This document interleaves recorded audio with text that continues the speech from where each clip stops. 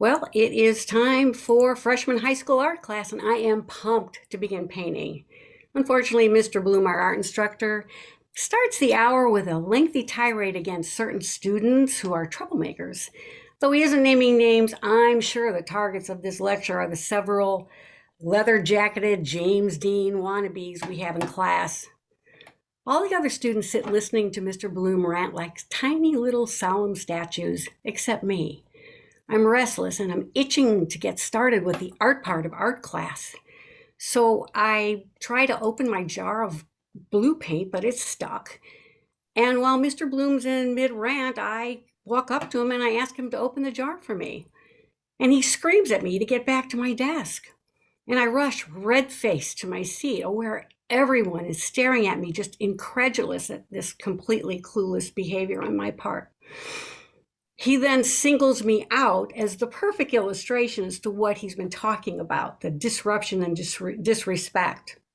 And I'm puzzled because I meant no disrespect. I just wanted to paint. I guess I was a rebel with a cause. I really thought he'd appreciate my artistic zeal. And why should I have to sit there and listen to when I know that I'm really not the target of his anger until I made myself one? And one day in sophomore Spanish class, our teacher, Senor Anderson, is reviewing the subjuntivo pasado verb forms. And I love learning Spanish, and I already know these forms, so I'm really bored. I tune them out, and I decide to take advantage of this downtime to practice my latest obsession, learning to write with my non-dominant left hand. And I'm totally absorbed in my writing exercise until Senior A's hand materializes out of nowhere and grabs the sheet I'm writing on. I'm startled and I look up at his normally kind face and now looks like an angry kabuki mask. And he crumples the paper and he tosses it in my face and he says, "There, that's how you made me feel. How do you like it?" And I'm mystified why practicing my left-handed writing when I already know the subjuntivo pasado verb forms would make him so angry and act like such a jerk. I mean, he didn't have to do that. Why didn't he just ask me to pay attention? Or did he? And I just didn't hear him. Looking back as an adult, I do wince at how unintentionally rude I was. But for many years, I just don't grok why. Why didn't I read the room? And why did I act in such an atypical way? Until 2016, when, on a hunch, I take a self-diagnostic test for ADHD and score an A++. And that makes me have to accept that I do have the impulsive, inattentive form of ADHD. And I say accept because for years I was skeptical ADHD was a real neurological difference because I believe most people would fit the description of someone with ADHD. I mean, don't most people get easily distracted and habitually walk into a room and forget what they came in for like just 5 seconds ago, like I do? Or conversely, can hyper-focus on something that captures their interest, becoming oblivious to everything around them, like I do? And consistently run late because they have difficulty in judging just how much time something is going to take, like I do. Well, after taking the diagnostic test, the answer to this yes and no quiz are hell no. On the bell curve of extremely ADHD to extremely non-ADHD traits, I definitely skew to the ADHD trait side of the curve. You know, ADHD also explains what I have always jokingly referred to as my tangentially organized way of getting housework done. Like I start doing laundry, but then I get distracted by the sight and smell of my cat Bugsy's dirty litter box in the laundry room, which I've been able to ignore for days, and I know I need to clean it. So I go into the garage to get a bag of fresh litter, where I notice I have a long forgotten pile and growing of stuff I need to take to Goodwill. So I load it in the car, and then I spend 10 minutes cleaning out the passenger side of my front seat of several weeks of detritus, like empty cans of diet soda and protein bar wrappers. Oh, there's a stack of unused but rumpled Starbucks napkins, under which I'm overjoyed to discover the library book I haven't been able to locate or read for 2 weeks and is now overdue. And then forgetting why I originally went into the garage, I come back into the house without fresh litter. So I finally start a load of laundry. And then I notice the litter box again and go back into the garage and get the bag. And as I change the litter, I become curious as to what exactly is kitty litter made from? And when did it become customary to have an indoor litter box for cats?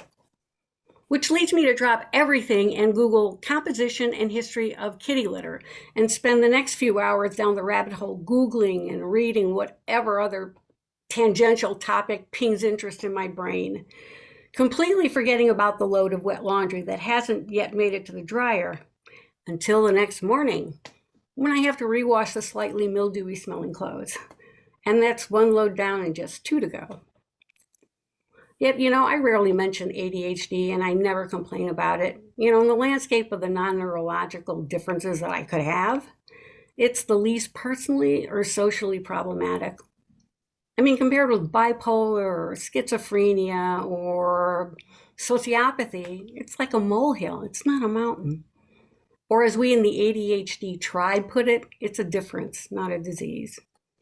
And guess what? Telling people I have ADHD isn't going to make them any less irritated when I impulsively interrupt conversations with some sudden comment or idea that excites me because I'm so afraid I'll forget about it before my racing river of thoughts carries me down some other mental tributary. But this mental fluidity can be a superpower, as is the ability to hyperfocus. I do believe ADHD traits are those our species needed before the invention of agriculture when we were hunter-gatherers. We are literally hunters in a farmer's world, constantly on the move, looking for bigger, better prey, going after a rabbit when suddenly distracted by the deer hiding in the bush, and then able to quickly switch targets. These traits make me a damn good genealogical researcher, but a horrible archivist. I'm great at connecting the dots between things that don't appear to be related, like metaphor making, but not so great at following straight lines of thought. I sometimes wonder, though, how different my life might have been had ADHD been recognized when I was a child. I've always been this way, so it's hard to imagine a me who's methodical and organized and can stay with things that bore me and let go of this urgency when something excites me. Maybe I would have learned to harness my traits at an earlier age and become a highly successful entrepreneur or a research scientist. But who knows? Maybe in some other universe that farmer version of me exists, but she's the non-neurotypical. If she does exist, I hope she's making the best of it with what she's got and shaking up the status quo at the same time, just not in the way that I did. Thank you. Thank you, Barbara. Barbara, if you ever write a book, and some people on this earth know that I have a bit of a gift for titles. Having never been published a book myself, that might sound a little strange, I know. Listen, Hunter in a Farmer's World. Yeah. That's a title. Well, Now, has that already been used? Oh, yeah. Tom Hartman was the one, like he had ADHD and his kid did too. And he said he was falling asleep one night and it just occurred to him. Oh, and he wrote the book? And he definitely wrote the book. All right. Then that could be your subtitle. Yeah, I should have, maybe I should have given him credit, but hey, 7-minute limit, which I don't know. No, I mean, you don't need to give him credit for that. I mean, maybe in general you do. I mean, in this space, I think you're fine. Yeah, I mean, I always like to give people, I mean, yeah, I didn't come up with that, but yeah, I really prefer to think of myself as a hunter in a farmer's world. I think it fits. I think also, can we extend that metaphor even further?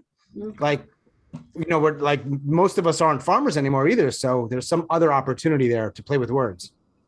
Yeah, but again, you know what? We don't have time to go into a discussion as to anyway, we don't have time for it, but it is really kind of fascinating when afterwards we can, but it is kind of fascinating the percentage of people in the places where you have people with more ADHD are the places where the weirdos were kicked out or they couldn't fit into where they were. So like America, Australia, there are all these places where there's more. Oh, and actually a lot of entrepreneurs are like ADHD. So. I wonder. Yeah. So that's an interesting possible connection. Interesting. So, all right. Well, thank you for your story and for going first and for wearing a hat. Okay. Our next storyteller, we currently have 6, which is a perfect number. Patricia in, she doesn't like when I call it a flyover state, but some people call it that. That's bullshit. I'm just saying some people have called Iowa a flyover state, including Corey Thomas May, who's from Iowa. So it's not the worst thing in the world, I just said.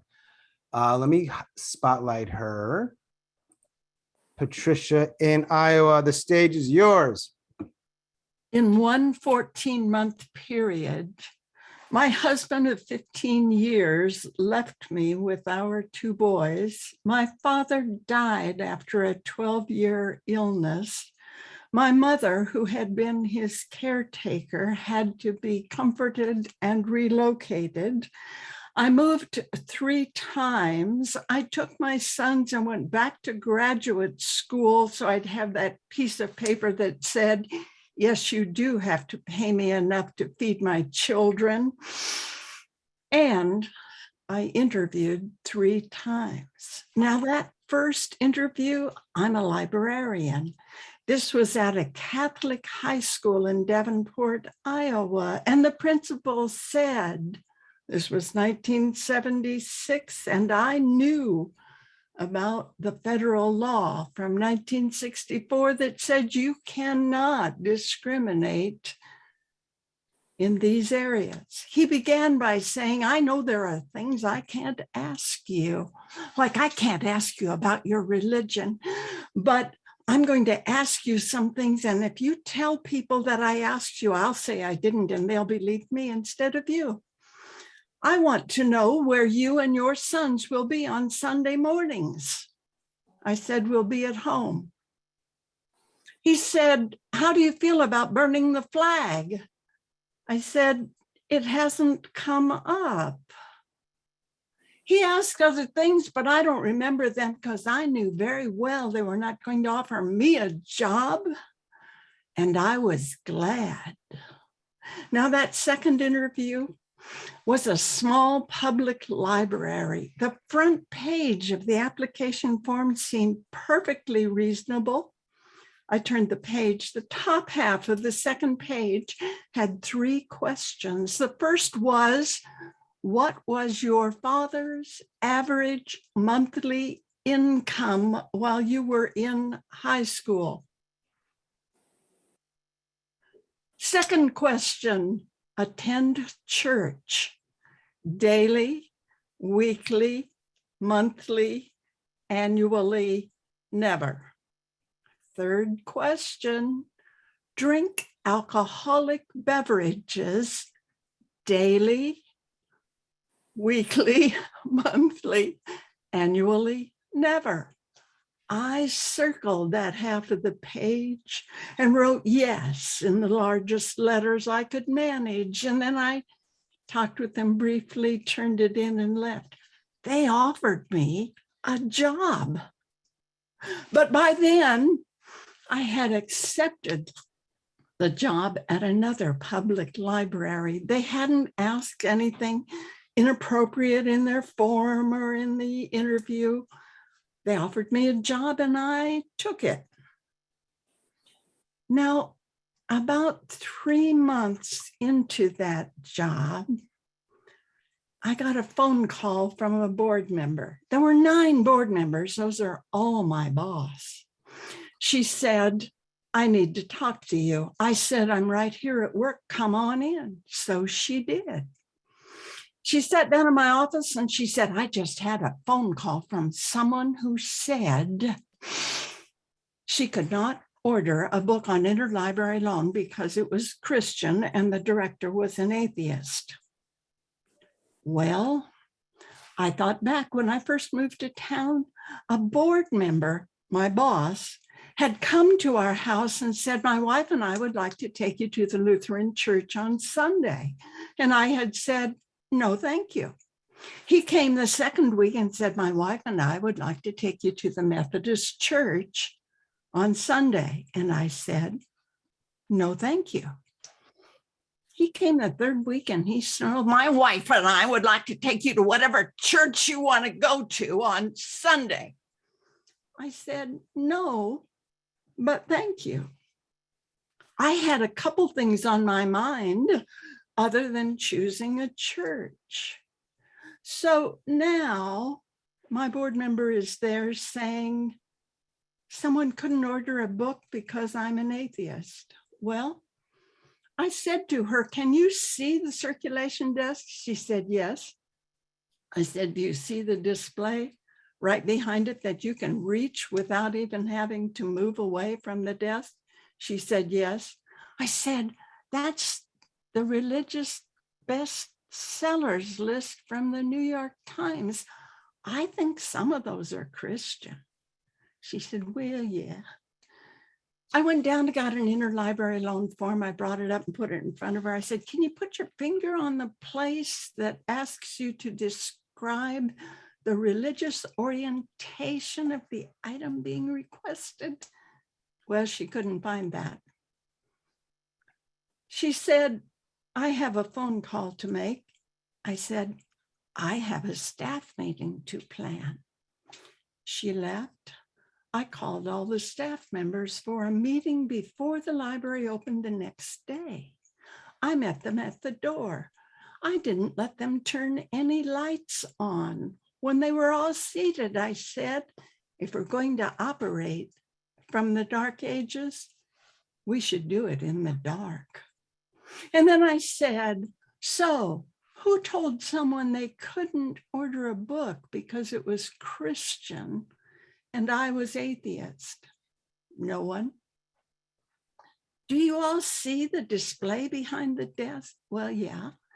Is that the religious bestsellers list from the New York Times? Yeah. Do you think some of those might be Christian? Yeah. I passed out the interlibrary loan forms. I said, can you put your finger on the place where it asks for the religious connotation of the item being requested? Well, no. I said, which of you would like to describe for the rest of us what constitutes a Christian book? No one.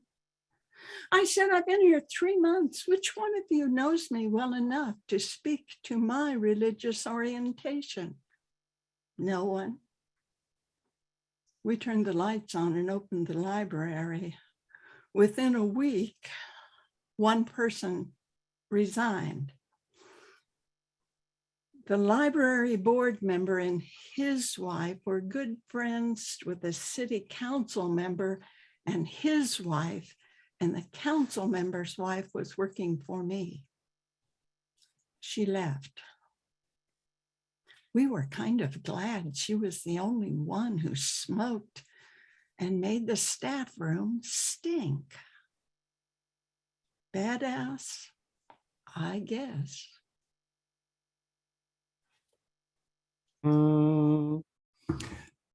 Excuse me. Thank you, Patricia. Now, Patricia, if you are available this Sunday, I'm just wondering if you might want to join me at church. No. Virtual church. Thank you very much for your story. I did remind the board members of the 1964 I bet you did. federal law, and that I knew how to reach the Equal Employment Opportunities Commission. I stayed there 29 years, built another library, didn't put up with any crap. But yeah. Noted. Thank you. All right. I am going to remove your spotlight, even though you're always kind of spotlighted in a way. With your, I like your shirt, by the way. Thank you. It should be said aloud. North Carolina is also a flyover state. A lot of people here don't think so. It totally is. Nobody gives a shit about North Carolina.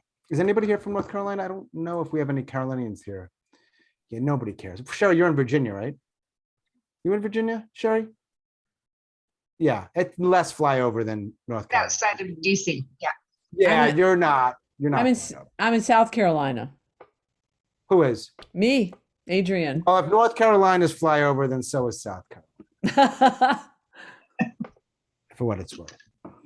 All righty. Let us find Ms. Tatauq and unmute her and spotlight her. It's awesome to see you, and I'm excited to hear from you and your story. Are you unmuted? Yes. You're good. All right. Whenever you're ready, take your time.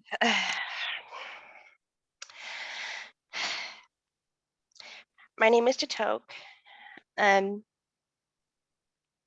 For years, I've looked in the mirror wondering about all my suicide attempts I've had since I always talk about when I was 15 years old.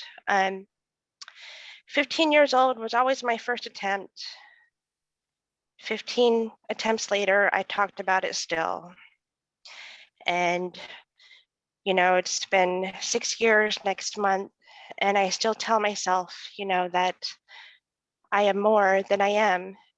At the same time, it was always just hiding a little more than what a lot of people talk about these days when it comes to mental health, because there's so many different parts of me that I just can't remember a lot of the things. I can't talk about a lot of the things because I just can't put words into them. At the same time, for years, I've always forgotten about the little girl inside of me, the little girl that everyone wanted me to have tend to them to instead. So the story with her, she still holds dearly, just the times when people talk about hearing at a young age of not wanting to live, when in reality, her first attempt was at age 5 years old. And a lot of people wouldn't understand or know why. And at the same time, she still matters. And I tell myself that a lot more than anything, because when I talk about my 5-year-old self, I was more worried about being in trouble a lot more than anything. And who would believe a 5-year-old sitting here telling someone that we understand these kind of things in life when I did? I understand, I understood, and the feelings are still there. And it's more than just being there for me, taking care of me. It's more than just taking my coping skills and going with them and coping a lot over it. And she still has feelings. She still has things that she wants to say. And it was a learned behavior. And it's not a behavior that people talk about, is another reason why she kept it to herself through everything, because all these things that we talk about, again, just even by learning on, just the television or the movies or something that we learned from someone else, and waking up the next day, not wondering what to do, who should I tell? It was just me that knew, and life went on. And the feelings never left as a child, and there's stories that she still wants to tell, and she just sits there still isolated with all the parts within her that have come across to sit here and say, why would you say that anyways? And who would understand? And it's a lot more than that, because I still understand myself, but how can I say something and talk about it when it's hard that who would listen beyond therapy that you go every week for help in yourself? And it's there, little piece by piece. She comes out, and either in drawings or in art or anything that comes about, and she still sits here and says, I love yourself. It's okay to love yourself for who you are. It's okay to sit here and not have anyone understand. At the same time, it needs to be heard. And that's the thing, not just to myself, because a lot of people think, that when we talk that other people are going to hear. I need to hear it too for myself. And, we go through these stories and wonder why, but what was missed about it, and it's more than just missing a point in this. Because, you know, it's this little girl, she still misses her dad that committed suicide. She still misses her sister that committed suicide. She still misses her brother that committed suicide. And we're all sitting here wondering, you know, what happened along the way? What if I did tell them and I didn't? So for every little moment that comes by and every little moment that I see that I can just take, just give some self-love to myself. Here's to my dad, here's to my brother, here's to my sister, and here's to me. Thank you. Thank you, Tatauq. Mm-hmm. You all right? Yeah. Okay. Mm-hmm.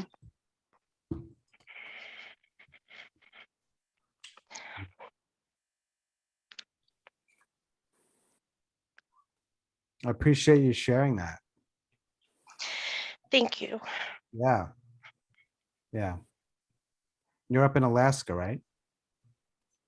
Yes. Alaska. Okay. Well, I hope you can stick around a little bit. We'll talk a little more casually after the stories. It's up to you.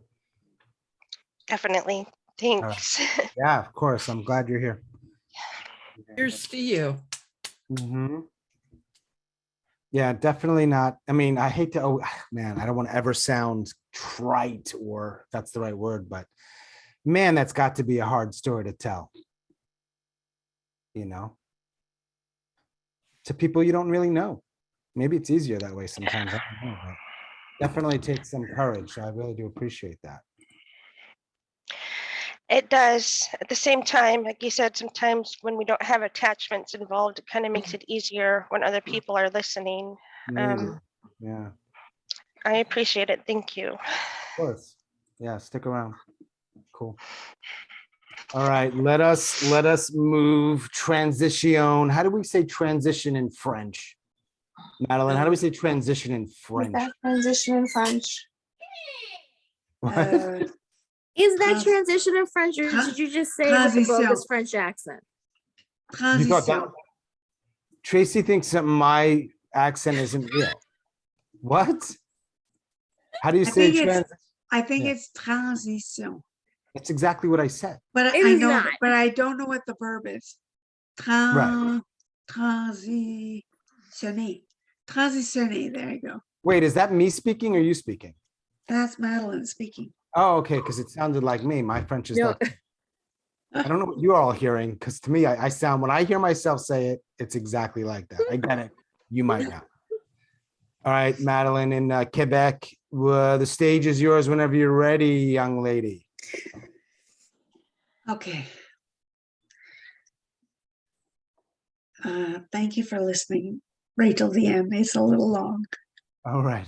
Sorry, Sean. But I got to get this out in light of Mhm. actual events. Okay.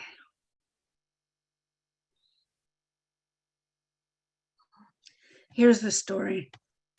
The one my mom tells all my life.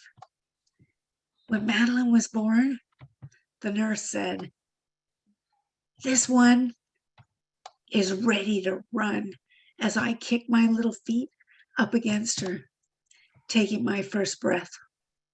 If you knew me well, you would know that I like a challenge and I like to play. It's May 1975 and I'm 9 years old, just home from school. I'm practicing my handstand in the front hall of my parents' home. I'm spying on my big brother Paul, who's playing backgammon by himself on the couch in the living room. "Hey, Paul," my mom says, "why don't you teach Madeleine to play? I bet you she's a good opponent."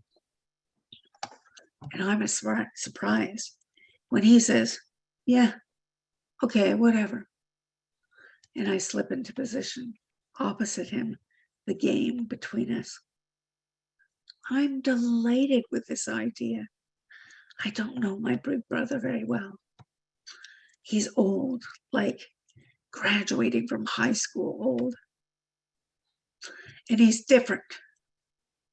Just the other day, I heard him say, "You got to be an idiot to go to school after May 1st. If you haven't got it by May, I don't think you're going to get it for the exams." Yeah, Paul doesn't have a whole lot of friends. He doesn't talk much. And he's always wandering around alone on the mountain. He has this big mop of curly brown hair that hangs in his eyes, so he doesn't have to make eye contact.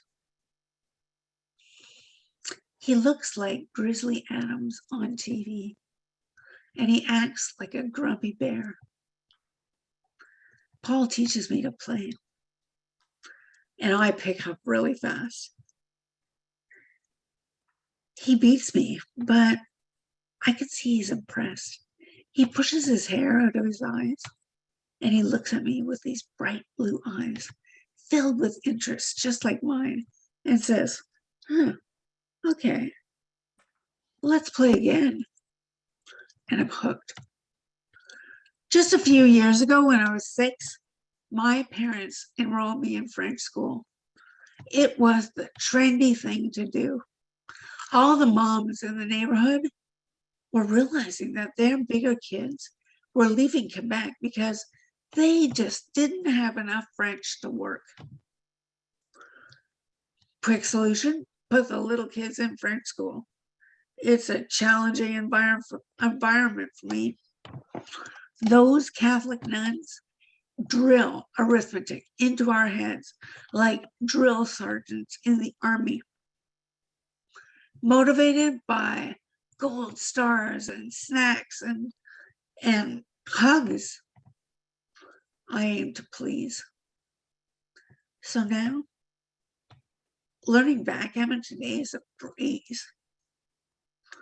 Paul starts using big words like statistically speaking and mathematical probability. Paul teaches me to raise the stakes. And then we're saying together at the same time, "Let's play again." One day, in the middle of a game, my mom comes up the stairs carrying a big tray with little seedlings in individual cells. "Paul," she says, "I found these downstairs in the dark. Plants need sunlight and just the right amount of water. Let's put them here by the window on the buffet table facing south. With all this beautiful light all day long, you'll see your plants will grow." Paul's body stiffens. His hair falls into his eyes. He closes the backgammon game and he doesn't want to play anymore. A few weeks later, the plants are gone, and Paul has put a padlock on the door to his bedroom in the basement. Later in the summer, Paul's heading up a mountain, and my mom stops him and says, "Hey, why don't you take Madeleine with you?" They stare each other down for a little bit, and then he says, "She better not slow me down." And my mom looks at me and says, "Don't get lost." And I feel a little ping in my heart because Paul sounds mean and my mom sounds way too anxious. But up we go anyway. Our town is built at the base of Mount St. Hilaire. We like to think of the mountain as our personal playground. In winter, we ski and skate and toboggan. All of the seasons, we climb and we hike and we play in the streams. Even at 9, I know most of the paths. My favorite one is after church. My parents take us up, a few of us up the Dieppe Peak. I run on ahead with my sister Barb because we know the way. And when I get to the top, of that dome of volcanic rock, we jump up and down, our hands in the air, like we're winners of some imaginary race. And the prize is we're alive.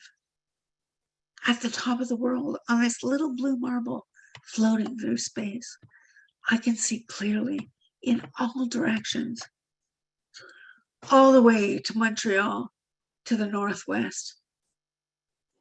My parents show up later, and my mom has snacks, and we eat and we watch the wildlife in perfect communion with nature and the heavens and each other.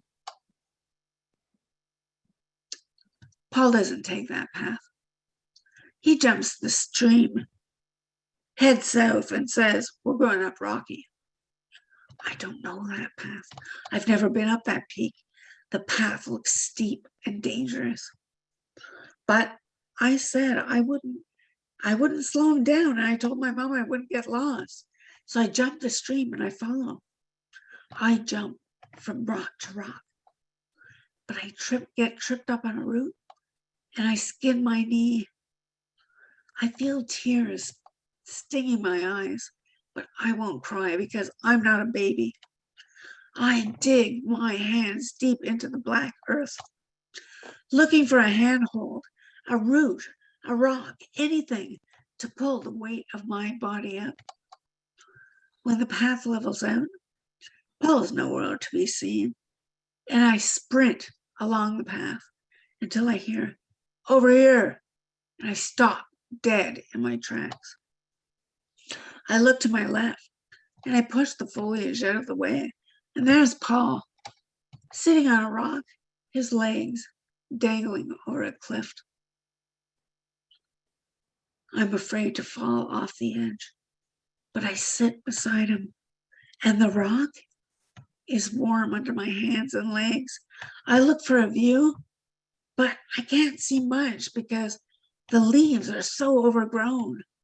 It's like looking down a dark green tunnel to this little opening at the end, or I imagine looking down the barrel of a gun. I can just make out the chain of mountains heading south to the States. Let's go. Paul jumps up, ready to leave. And I think, I just got here. All that effort. There's no view, no happy dance, no snacks. Paul, I say, why are we here? And he scoffs at me like my question's stupid. And he says, just try and keep up, Madeleine.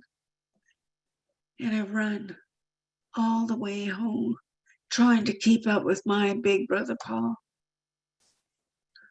Not long afterwards, he leaves for the West to get away from political turmoil, to find work in English, drawn by bigger, rockier mountains and wider, wilder spaces, to be alone, far from us. I didn't know that my mom found his pot plantation in the basement in the dark and brought it up into the light to teach him how to tend it. And in so doing, she might have just helped him find the best place to plant those little seedlings on the fertile southern slopes of our mountain. I didn't know that I might have been given up as an alibi just in case Paul ran into some trouble with the police in all that greenery.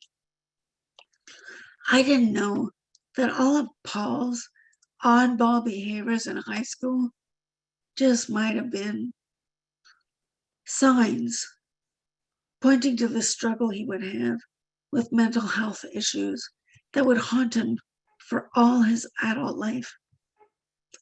I didn't know that a story starting with a baby kicking her feet ready to run, taking her first breath, just might have been foreshadowing about so many stories that I have yet to tell you about my life. I didn't know. And sometimes we miss the signs. Today, 45 years later, I still don't know my brother very well. We both gravitated toward like-minded people on the internet during this pandemic. I found a community of storytellers, people who play with words, delight in the tiniest of details, who dig deep to find meaning in memory. Paul found his people too. Paul looks forward to the day when white, armed Americans rise up to retain what is entitled to them, to us. Paul is cruel to our mom in her last days on this earth, for whom he will always be the prodigal son. Paul calls us sheep. He says, I'm a bad mother because I'm not raising my daughters with enough fear of gang rape and Sharia law. Oh, God. Yeah, I know. The game is over for us. The stakes so high. We both lost. But when we die, I hope, and our spirits intertwine with those of our ancestors in that long DNA strand, stretching into eternity. I hope we recognize each other and say together at the very same time, let's play again.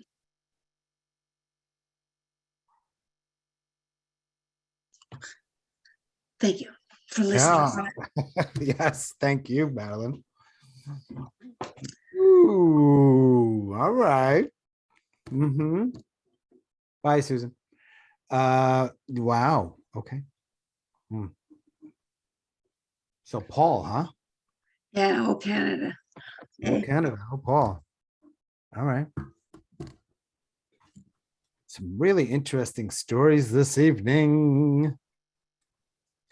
Thank you to Barbara and Patricia and Tatauq and Madeleine. Two more, and then we'll chat if you want to hang out some. Wow. I bet that took you a while to put together. I'm just guessing here to craft that, right? That wasn't like a couple hour job. No, it was not. It was, but it was 20, and I got it down to that. So I was really trying. I really cool. was. But sometimes you just have to tell it like it is. Sometimes you gotta tell it. Yeah, I could have stopped at. Sometimes we miss the signs, but Sure. I think that the last part is important I in do the too. light of all the. I do too. The shootings, there's just so much going on that I really am looking for people to talk to about it. Cool. Yeah, that I'm No, glad. Thank you. We're both glad. That's our takeaway. All right. Thank you. And let us move over to Linda, who hopefully has her internet stuff worked out. And Can you hear me? We can Yes. see you. We can hear you. Yeah. All right, cool. I'll stop talking whenever you're ready. Okay. It's 3 a.m. and once again, I just can't sleep. So I reach for my cell phone on my nightstand.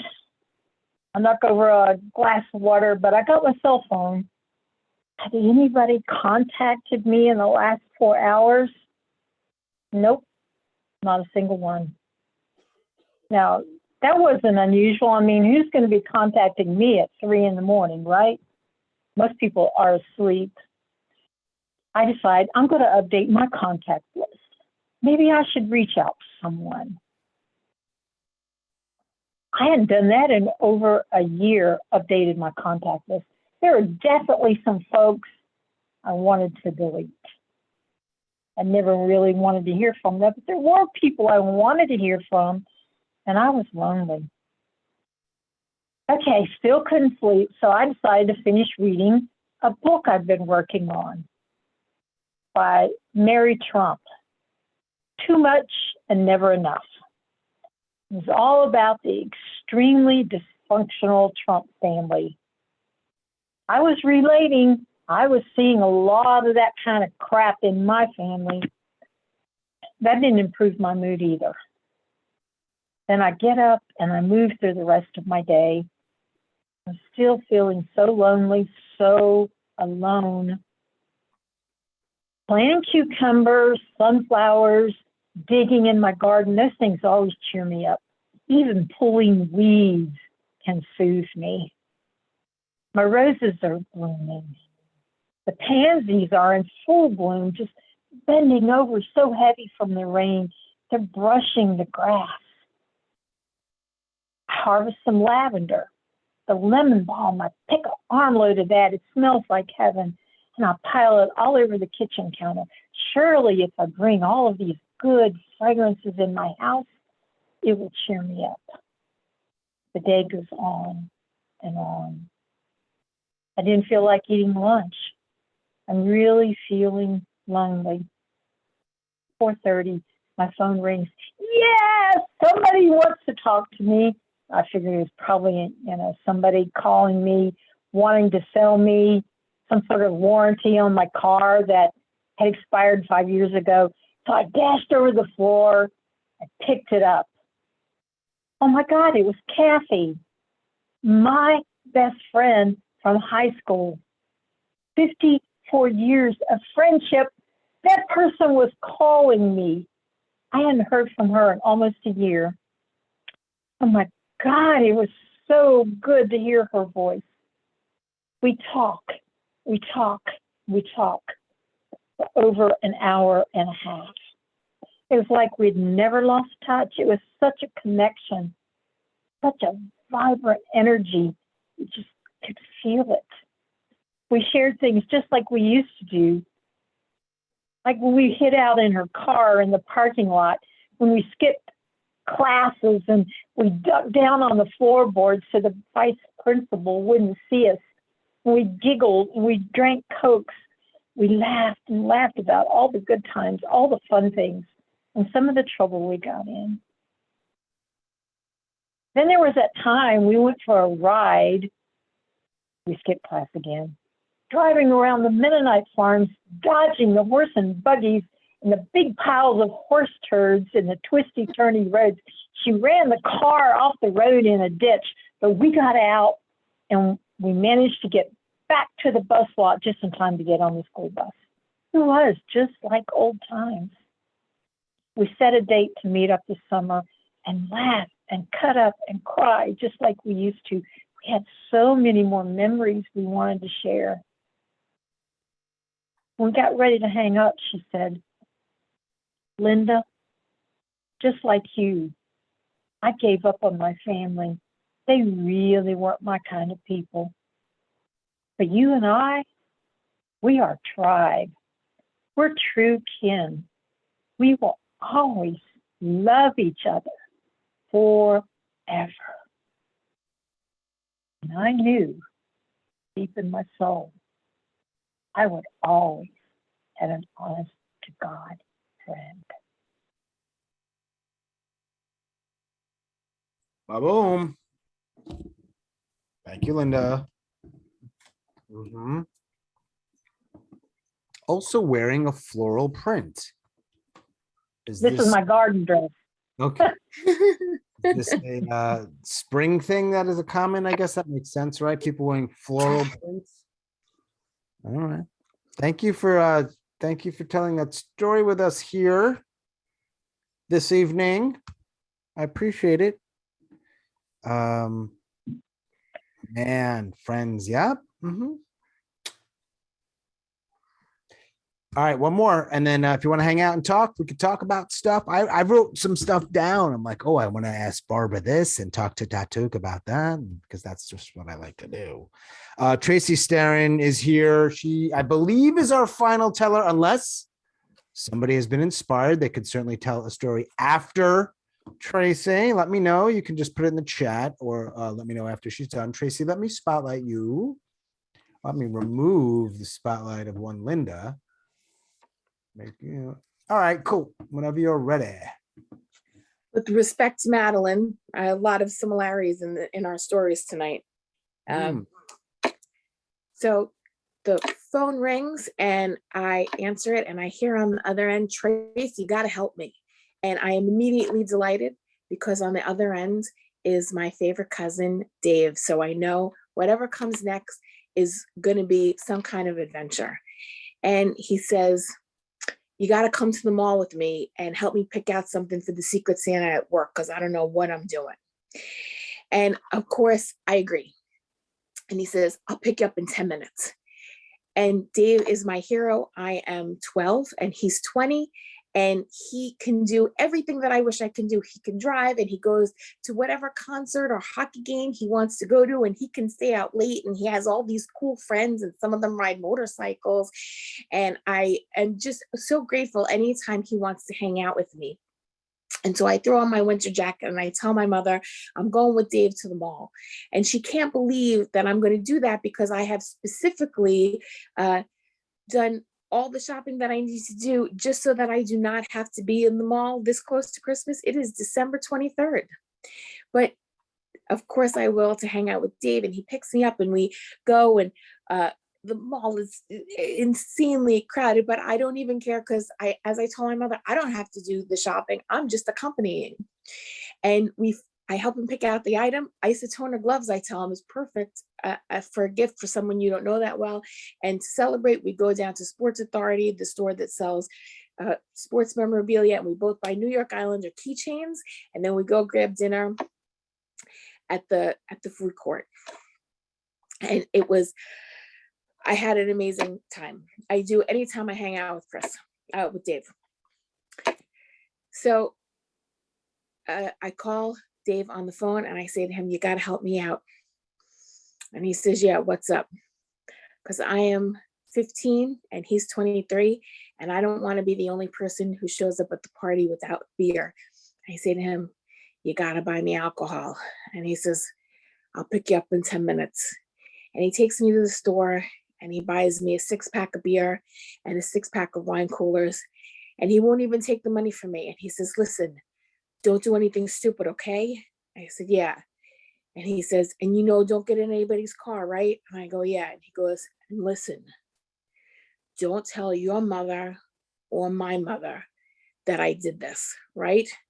And I go, right.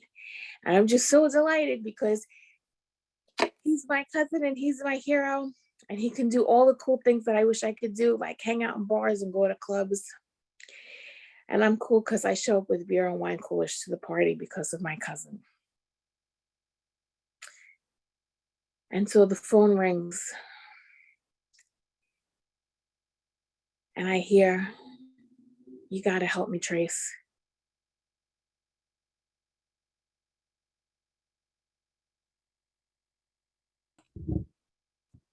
Tracey, did you cut out?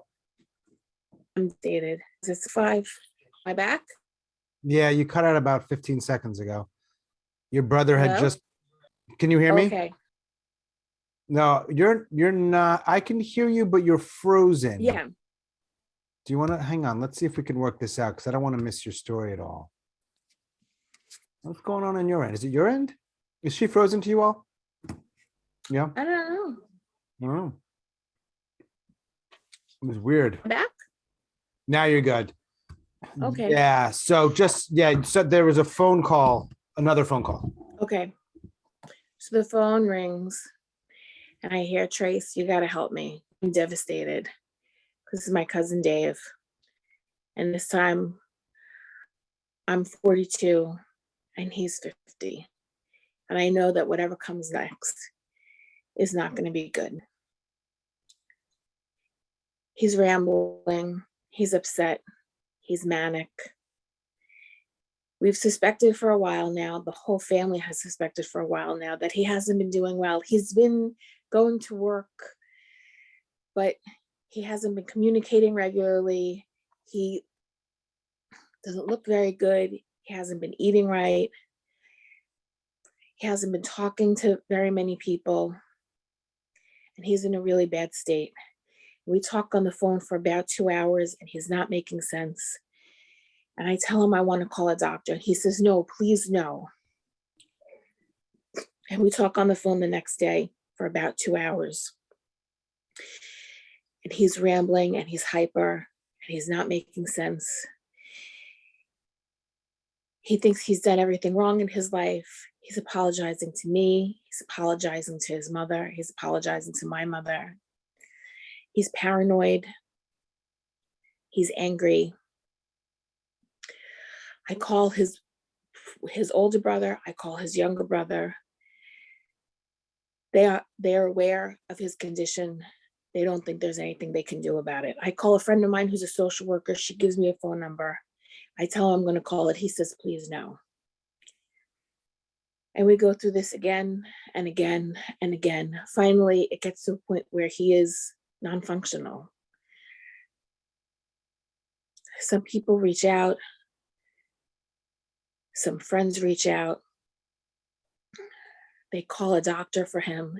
He starts seeing a doctor. He stops seeing the doctor. He starts seeing the doctor. He stops seeing the doctor. He starts seeing the doctor. He stops seeing the doctor. During this entire time, my cousin, my hero, he's not in contact with any of us. He's not in contact with anybody. He's moved back into my aunt's house. And he's lost to me. I haven't seen him. I haven't talked to him. There's no more trips to the mall. There's no more trips to the liquor store. There's no more trips to the movies. There's no more going over to watch hockey games together. He's gone. We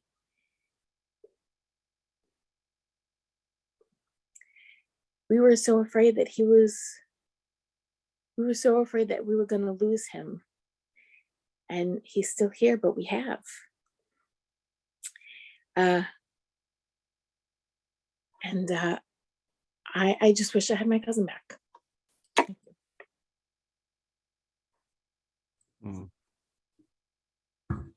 Thanks, Tracey.